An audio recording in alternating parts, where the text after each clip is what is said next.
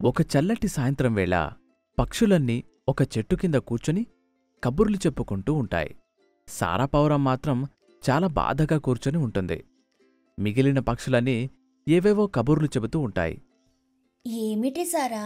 అప్పటి నుండి మేము రకరకాల విషయాల గురించి మాట్లాడుతూ ఉన్నాం.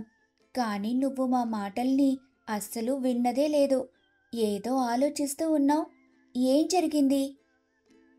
అదేమీ లేదులే సోను. కాస్త తలనొప్పిగా ఉంది అంతే. అరే, అలా అంటావేంటి?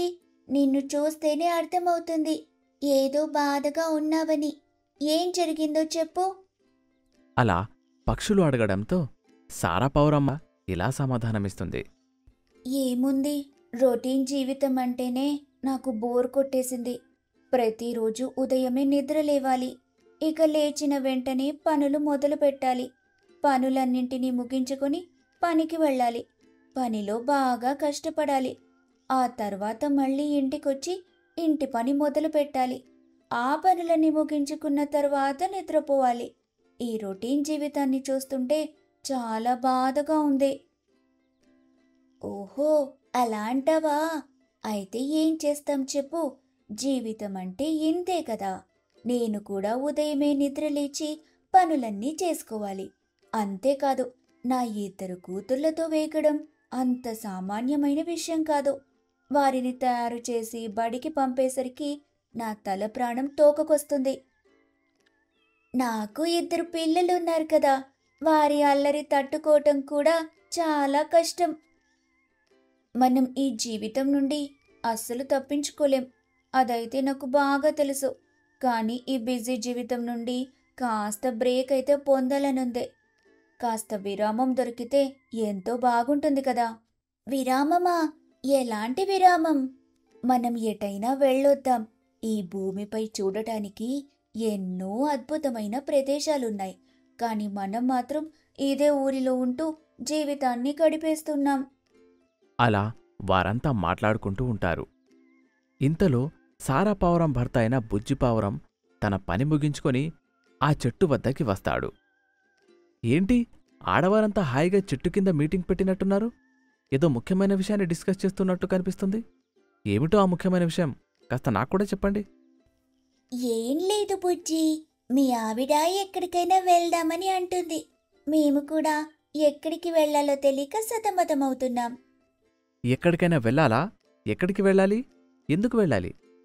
నీకు చెప్పాను కదా బుజ్జి, నాకు చాలా రోజుల నుండి బోరు కొడుతూ ఉందని. అందుకే మనం ఎక్కడికైనా వెళ్దాం. మన గ్రామానికి కొంచెం దూరంలో సుందరపల్లి అనే అందమైన గ్రామం ఉంది.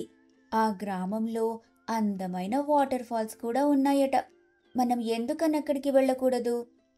ఎందుకు వెళ్ళకూడదు? డబ్బుంటే తప్పకుండా వెళ్ళొచ్చు. అవును, అన్నిటికీ డబ్బు కావాల్సి ఉంటుంది. కానీ ఎన్నో ఏళ్లుగా మనం ఈ ఊరిని విడిచి ఎక్కడికి వెళ్ళలేదు. పిల్లలు కూడా పాపం ఏ ప్రదేశాన్ని చూడలేదు. ఈ ఆదివారం నాడు మనందరం కలిసి సుందరపల్లికి వెళ్దాం. అలా పక్షులన్నీ తమ గ్రామానికి కొంచెం దూరంలో ఉండే సుందరపల్లికి వెళ్ళాలి అని నిర్ణయించుకుంటారు. విషయం తెలుసుకున్న పిల్లలు కూడా ఎంతో సంతోషిస్తారు. అమ్మా, నువ్వు చెబుతుంది నిజమేనా? మనం సుందరపల్లికి వెళ్ళబోతున్నామా? అవును మున్ని, సాయంత్రం సారా పావురం ఈ విషయాన్ని మాతో చెప్పింది. మేము కూడా అందుకు అంగీకరించాం. నేను సుందరపల్లి గురించి ఎన్నో కథలు విన్నాను. అక్కడ ఎంతో అద్భుతమైన జలపాతాలు ఉన్నాయట. వాటిని చూడాలని నాకు ఎంతో కోరికగా ఉంది. ఆ కోరిక తీరబోతున్నందుకు ఇప్పుడు హాయిగా కూడా ఉంది. అలా పిల్లలు కూడా తెగ సంతోషిస్తూ ఉంటారు. ఇక ఆదివారం రానే వస్తుంది. పక్షులన్నీ పెద్ద పెద్ద సూట్ కేసులలో తమ సామాన్లను సర్దుకుంటాయి. ఇక అందరూ రైల్వే స్టేషన్కి వెళ్తారు. ఎప్పుడో చిన్నప్పుడు రైలు ఎక్కాను. తరువాత ఎన్నో ఏళ్ల తర్వాత ఇప్పుడు ఎక్కబోతూ ఉన్నాను. పిల్లలు, నాకు చాలా సంతోషంగా ఉంది. అవునమ్మా, నాక్కూడా చాలా ఆతృతగా ఉంది. ముందే చెప్తున్నాను, రైల్లో నేను తినడానికి ఏమడిగితే అవన్నీ నాకు కొనిపెట్టాల్సి ఉంటుంది. ఒరేయ్, ఏమిట్రా నువ్వు? ఎప్పుడు చూసినా అమ్మని ఇబ్బంది పెడుతూనే ఉంటావు. అమ్మా, నేను మాత్రం కిటికీ వైపు కూర్చుంటాను చెబుతున్నా. అలా జానుచిలుక పిల్లలు కూడా తెగ సంబరపడిపోతూ ఉంటారు. రైలు రానే వస్తుంది. అందరూ రైలెక్కుతారు. తమ తమ సీట్లలో కూర్చుంటారు. పిల్లలేమో తెగ ఉత్సాహంగా ఉంటారు. ఇన్నేళ్లకి మనం సరదాగా గడపడానికి బయటకెళ్తున్నాం. నాకస్సలు నమ్మబుద్ధి కావటం లేదు. అవును, నాక్కూడా నమ్మబుద్ధి కావడం లేదు. సుందరపల్లెలో మనమంతా బాగా ఎంజాయ్ చేయాలి. అలా పక్షులందరూ సరదాగా కబుర్లు చెప్పుకుంటూ ఉంటారు. ఇంతలో ఒక దొంగ ట్రైన్ ఎక్కుతుంది. ఆ దొంగ మరెవరో కాదు, మోహికాకి. ఎలా అయినా ఈ ట్రైన్లో నేను పెద్ద దొంగతనాన్ని చేయాలి. ఆ దొంగతనంతో నా జీవితమే మారిపోవాలి. ఈ ట్రైన్లో తప్పకుండా ఏదో ఒక పెద్ద కుటుంబం ఉండే ఉంటుంది. వారి వద్దకు వెళ్ళి కూర్చుంటాను. వారిని మాటల్లో పెట్టేస్తాను. ఆ తర్వాత వారి వద్దున్న విలువైన వస్తువులన్నింటినీ దొంగతనం చేస్తాను. అంటూ మోహికాకి ఒక పెద్ద కుటుంబాన్ని వెతుకుతూ ఉంటుంది. అలా వెతుకుతున్న మోహికాకి సారాపావురం, బుజ్జిపావురం మొదలైన పక్షులు కనిపిస్తాయి. చూస్తూ ఉంటే వీరంతా ఒకే కుటుంబంలో ఉన్నారు. ఇక్కడే కూర్చొని వీరితో పరిచయం పెంచుకుంటాను. అలా మోహికాకి సారాపావురం వద్ద కూర్చుంటుంది.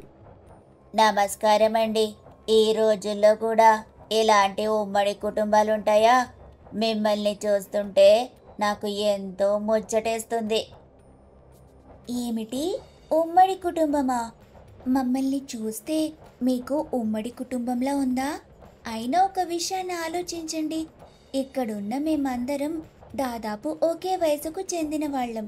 ఉమ్మడి కుటుంబంలో ఒకే వయసుకి చెందిన వాళ్ళు ఇంతమంది ఎలా ఉండగలరు? ఓ అత్త, మామ, తోటికోడళ్ళు, అల్లుళ్ళు ఇలా వేరువేరు వయసులకు చెందిన వారు ఉంటారు కదా. అవును, అది కూడా నిజమే. అంటే మీరంతా ఒకే కుటుంబానికి చెందినవారు కాదా? అయినా ఒకే కుటుంబానికి చెందినవారు కాకపోయినా ఎంతో ఆప్యాయంగా మాట్లాడుకుంటున్నారంటే మీరు ఉమ్మడి కుటుంబంలో ఉన్న వ్యక్తుల కంటే ఎంతో గొప్పవారు. అలా మోహికాకి మెల్లమెల్లగా ఆ పక్షులను పొగుడుతూ ఉంటుంది. పిల్లలేమో ట్రైన్ అంతా తిరుగుతూ ఆడుకుంటూ ఉంటారు. అప్పుడే మధ్యాహ్నం అయిపోయిందా? నేనందరి కోసం ఆహారాన్ని వండి తీసుకొచ్చాను. అలా సారాపావురం అనగానే మోహికాకి తన మనసులో ఇలా అనుకుంటుంది. ఇదే సరైన సమయం. నాకు కూడా ఆకలిగా ఉందని వీరితో చెబుతాను. వీరిని చూస్తుంటే చాలా మంచి వాళ్ళలానే అనిపిస్తున్నారు. తప్పకుండా నాకు ఆహారాన్ని ఇస్తారు. అలాగే నేను కూడా మత్తుమందు కలిపిన బిస్కెట్లను వీరికి పెడతాను. ఇక ఆ తర్వాత వీరు మెల్లగా నిద్రలోకి జారుకుంటారు. అప్పుడు వీరి వద్దున్న నగలని మరియు డబ్బుల్ని తీసుకొని నేను పారిపోతాను. అలా మోహికాకి తన మనసులో అనుకుంటుంది. ఇంతలో అటువైపుగా చోటుగద్ద పోలీసు వస్తూ ఉంటాడు. చోటుగద్ద పోలీసు ఎప్పటినుండో మోహికాకిని వెతుకుతూ ఉంటాడు. స్టేషన్లో కొందరు పక్షులు చెప్పిన దాని ప్రకారం ఆ గజదొంగ మోహికాకి ఇదే బండెక్కింది. తనని వాళ్ళ నేను విడిచిపెట్టను. తప్పకుండా ఇదే ట్రైన్లో ఎక్కడో ఒక చోట దాగి ఉంటుంది. ఎవరినొకరిని మోసం చేస్తూ ఉండి ఉంటుంది. రెడ్ హ్యాండెడ్గా మోహికాకిని పట్టుకొని ప్రభుత్వానికి అప్పగిస్తాను అంటూ చోటుగద్ద పోలీసు ట్రైన్ అంతా వెతుకుతూ అటువైపుగా వస్తూ ఉంటాడు. చోటుగద్ద పోలీసుని గమనించిన మోహికాకి మళ్ళీ మనసులో ఇలా అనుకుంటుంది. హరి, సరైన సమయానికి యముడిలా ఆ చోటుగద్ద పోలీసిటే వస్తున్నాడు. నేను వెంటనే వెళ్ళి దాక్కోవాలి. లేకపోతే ఇంకా అంతే సంగతులు. అలా మోహికాకి తన మనసులో అనుకుంటుంది. బయటకు ఇలా చెబుతుంది. చూడండి, నేను ఇప్పుడే బాత్రూంకి వెళ్ళొస్తాను. సరే, వెళ్ళిరండి. అలా మోహికాకి బాత్రూంలోకి పరుగుతీస్తుంది. బాత్రూంలో దాక్కొని కంగారు పడుతూ ఉంటుంది. ఇంతలో చోటుగద్ద పోలీసు పక్షుల వద్దకు వస్తాడు. చూడండి, నేనొక గజదొంగని వెతుకుతున్నాను. నాకందిన సమాచారం ప్రకారం ఆ గజదొంగ ఇదే ట్రైన్లో ఉంది. గజదొంగ? మీరు ఎవరి గురించి చెప్తున్నారు? ఇదిగోండి, ఈ ఫోటోలో నా కాకి గురించి మాట్లాడుతున్నాను. ఈ కాకి పేరు మోహి. చాలా పెద్ద దొంగ. ట్రైన్లలో ఉండే ప్రయాణికులే ఆ దొంగ టార్గెట్. ఎంతోమంది అమూల్యమైన వస్తువులను దొంగిలించి తప్పించుకొని తిరుగుతోంది. చోటుగద్ద పోలీసు చూపించిన మోహికాకి ఫోటోని చూసిన వెంటనే పక్షులన్నీ ఆశ్చర్యపోతాయి. ఇప్పటివరకు తమతో కూర్చున్నది గజదొంగ మోహికాకి అని తెలుసుకుని అందరూ భయపడిపోతారు. ఇప్పటి వరకు ఈ కాకి మాతోనే కూర్చుంది. ఎంతో మంచిదనిలా అనిపించింది. మంచి మంచి మాటలు కూడా చెప్పింది. కానీ ఈమె ఒక గజదొంగంటే నేను నమ్మలేకపోతున్నాను. ఏంటి, ఇప్పటిదాకా మీతోనే కూర్చుందా? ఆమె ఇచ్చిన ఏదైనా ఆహార పదార్థాన్ని మీలో ఎవరైనా తిన్నారా? లేదండి, ఇప్పటివరకు ఆమె మాకు ఎలాంటి ఆహారాన్ని ఇవ్వలేదు. మీరు కనుక నాకు సహకరించారంటే ఆ గజదొంగని నేను పట్టుకుంటాను. మీరు ఏదో ఒక రకంగా ఆ గజదొంగ నాకు దొరికేలా చేయండి. అలా చోటుగద్ద పోలీసు పక్షులతో చెబుతాడు. పక్షులు కూడా అందుకు అంగీకరిస్తాయి. ఏమీ తెలియనట్టు చోటుగద్ద పోలీసు అక్కడ్నుంచి వెళ్ళిపోతాడు. అలా కొంత సమయానికి మోహికాకి బాత్రూం నుండి బయటకు వచ్చి తన స్థానంలో వెళ్ళి కూర్చుంటుంది. ఏంటండి, మీరింకా భోజనం చేయలేదా? మేము భోజనం ఎప్పుడూ చేసేశామండి. అయినా మీరేంటి బాత్రూమ్ కని వెళ్ళి ఎంతసేపు అక్కడే ఉండిపోయారు? స్నానమేమైనా చేశారా ఏంటి? అబ్బే లేదండి, నేనెప్పుడూ ఇంతే. కాస్త ఎక్కువసేపు బాత్రూంలోనే గడిపేస్తారు. సరే కానీ ఇక్కడికి ఎవరైనా పోలీసు వచ్చారా? హా, ఒక పోలీసు వచ్చాడు. చూస్తుంటే పిచ్చివాళ్ల ఉన్నాడు. ట్రైన్లో దొంగలు ఎలా ఉంటారు చెప్పండి? ట్రైన్లో అందరూ మంచివాళ్లే ఉంటారు. చూడండి, మీరెంత మంచిగా ఉన్నారు, ఎంత మంచిగా మాట్లాడుతున్నారు. నేను చిన్నప్పటి నుంచి అంతే అండి. అందరితో మంచిగానే మాట్లాడుతాను, మంచిగానే ఆలోచిస్తాను. అన్నట్టు ఆ పోలీస్ ఇంకా ఈ ట్రైన్లోనే ఉన్నాడా? అరే లేదు లేదు, ఇందాక స్టేషన్లోనే దిగిపోయాడు. అమ్మయ్య, అవునా, మంచి పని జరిగింది. అరే మీరేమిటి అమ్మయ్య అని అనుకుంటున్నారు? ఆ పోలీస్కి మీకేమైనా గొడవ ఉందా? అయ్యో లేదండి, నేను చెప్పాను కదా, నేను చాలా మంచిదాన్నని. నాకు ఎవరితోనైనా గొడవలు ఎందుకుంటాయి చెప్పండి?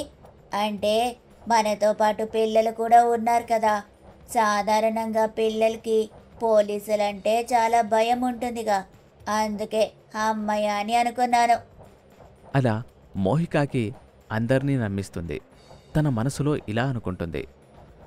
ఇదిగోండి, ఈ బిస్కెట్లు కాస్త తినండి. అరే బిస్కెట్లెందుకు? మీకు చెప్పాను కదా, ఇప్పుడే మేమంతా భోజనం చేశామని. మీరే భోజనం చేయలేదు కాబట్టి ఈ బిస్కెట్లను మీరే తినండి. మీకోసం చేసిన ఈ బిస్కెట్లను నేనెలా తినగలను? ఏమిటి, మాకోసం చేశారా? అంటే నా ఉద్దేశం ఏంటంటే, మీరు తినకుండా నేనెలా తినగలను చెప్పండి? అంటూ మోహికాకి అందరికీ బిస్కెట్లిస్తుంది. అందరూ బిస్కెట్లు తీసుకుంటారు. తింటున్నట్టు నటిస్తారు. కానీ ఎవరూ తినరు. అలా కొంత సమయం గడుస్తుంది. మెల్లగా చీకటి పడుతుంది. పక్షులందరూ తమ ప్లాన్ని అమలు చేస్తారు. ఒక్కసారిగా వైషుచిలుక మరియు కిట్టుచిలుక వెళ్ళి మోహికాకి చేతులు పట్టుకుంటారు. ఇక మున్నిపిచ్చుక మరియు మిన్నిపిచ్చుక ఇద్దరూ మోహికాకి కాళ్ళు పట్టుకుంటారు. సారాపావురం మరియు బుజ్జిపావురం మోహికాకి పారిపోకుండా అడ్డు నిలబడతారు. ఇక వెంటనే జాను మరియు సోను పిచ్చుక పరిగెత్తుకుంటూ వెళ్ళి చోటుగద్ద పోలీసుని తీసుకుని వస్తారు. ఎక్కడికి పారిపోదామనుకున్నావు? నా నుండి నువ్వు ఎక్కడికి పారిపోలేవు. నిన్నస్సలు విడిచిపెట్టను అంటూ చోటుగద్ద పోలీసు మోహికాకి చేతులకు బేడీలు వేస్తాడు. చోటుగద్ద పోలీస్ మోహికాకిని పోలీస్ స్టేషన్కి తీసుకెళ్తాడు. అలాగే పక్షులన్నీ కూడా పోలీస్ స్టేషన్కి వెళ్తాయి. మీరు చేసిన సహాయం కారణంగానే ఈరోజు ఈ కాకి పట్టుబడింది. మీరు మీ ప్రయాణాన్ని సైతం పక్కన పెట్టి నాకు సాయం చేసినందుకు మీకు చాలా ధన్యవాదాలు. ఇందులో ధన్యవాదాలు చెప్పడానికి ఏముందండి? మేము కూడా దేశ పౌరులమే కదా. ఇలాంటి సమయాల్లో మీకు సహాయం చేయడం మా బాధ్యత. సహాయం చేసిన మీకు రివార్డునివ్వడం మా బాధ్యత. ఇదిగోండి, ఈ ₹1,00,000 తీసుకోండి. ప్రభుత్వం మీకిస్తున్న కానుక ఇదే. అలా చోటుగద్ద పోలీసు పక్షులందరికీ ₹1,00,000 ఇస్తాడు. అలా పక్షులన్నీ ఎంతో సంతోషిస్తాయి. అందరూ ఆ డబ్బుని సరిసమానంగా పంచుకుంటారు. ఎంతో హాయిగా ఉంటారు. ఇలాంటి మంచి మంచి వీడియోల కోసం మా ఛానల్ని సబ్స్క్రైబ్ చేసుకోండి, లైక్ చేయండి, షేర్ చేయండి.